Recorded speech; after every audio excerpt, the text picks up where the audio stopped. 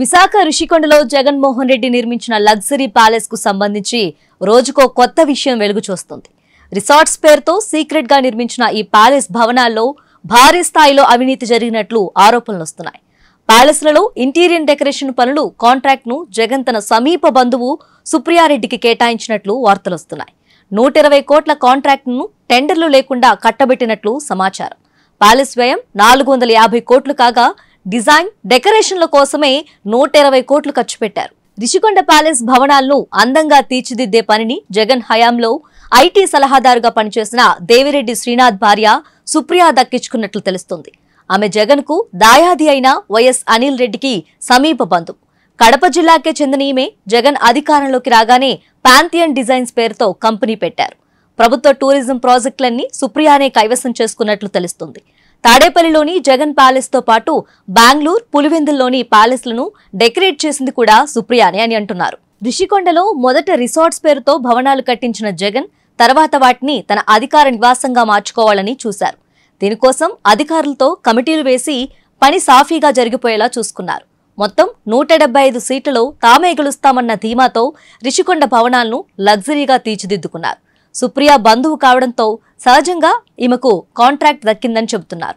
Rishikonda tourism project పేరుతో designs, ఆర్కిటెక్చురల్, interior contract ను ఆమెకు కట్టబెట్టినట్లు తెలుస్తుంది. జగన్ టేస్ట్ కు తగ్గట్టు పాంథియన్ కంపెనీ ఆ భవనాలను కళ్ళు చెదిరేలా అలంకరించింది. 3 లక్షల ఖరీదైన సీలింగ్ ఫ్యాన్లు పదుల సంఖ్యలో ఉన్నాయంటే ఏ స్థాయిలో డెకరేషన్ జరిగిందో అర్థం చేసుకోవచ్చు. అసలు ధర కంటే 100 రెట్ల ధరలు చూపుతూ బిల్లులు పెట్టి 120 కోట్లు వసూలు చేసినట్లు సమాచారం. జగన్ 2019లో అధికారంలోకి వచ్చిన తర్వాతే పాంథియన్ కంపెనీ స్థాపించారు.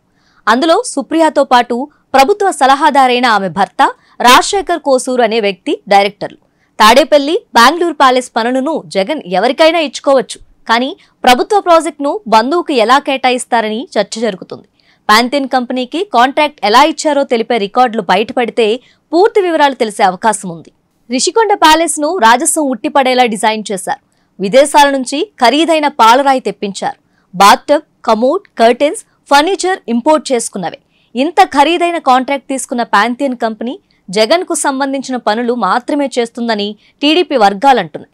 కంపెనీ వివరాలు తెలియడం లేదని, అథరైజ్ క్యాపిటల్ 10 లక్షలు మాత్రమేనని కంపెనీ చెక్ వెబ్సైట్లలో ఉంటుందంటున్నాయి.